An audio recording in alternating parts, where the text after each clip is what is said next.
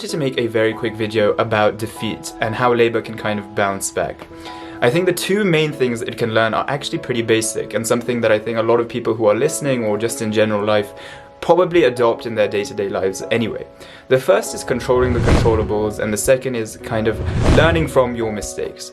So when I say controlling the controllables, I'm sure you've seen, if you scroll down your news feeds or your timelines, a lot of Labour activists, a lot of Labour campaigners talking about how proportional representation screwed them, the media was biased, the institutional bias, the UK is never going to vote for a left-wing government. And now those arguments are all well and good, and some of them have merit. But what a negative way of looking at the situation, because where does that leave you? What can you do with that information? Almost nothing. And I think a much more productive way of thinking about it is actually how you can improve the situation for yourself. And there are so many things which Labour can improve on. The most basic of which are policy making, how it takes the campaign to the electorate, how it actually talks to voters. All these things, obviously it has a lot of work to do. Because I think the trap that Labour found itself in is that it was often saying a message that internally it agreed with a lot, but it didn't necessarily resound with the wider electorate at large. Now, secondly, talking about learning from your mistakes, the sad fact of the matter is that I could have been making this video in the Brexit vote, or when Trump got elected, or in the last election in 2017, which somehow was a Labour victory, and it would have been equally applicable.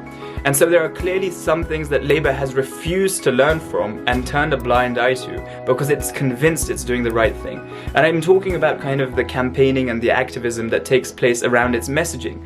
I think there's a hubris or an arrogance to do with kind of what they're putting out there, and anyone who doesn't agree with them must be a bigot or must be mistaken. And obviously you're not going to win over hearts and minds with that kind of attitude. So controlling the controllables and learning from your mistakes, those are such fundamental tenets of leading a successful life. And sadly, I think Labour has let down so many people, not even by not getting into government, but also it's failing as an opposition party. An opposition party has a crucial role to play, and now everyone is in disarray. The Lib Dems are leaderless, Labour has obviously had a very weak showing, and now there's kind of no direction for the opposition to coalesce around. And so I think it's worrying times. I've had a few more reactions to kind of this election on my Instagram stories, if you've seen, but I hope you kind of like this video because I'm going to try this out a bit more and give me some feedback on whether you want to hear more of this stuff. So thanks so much, and those are two things I think Labour can learn from.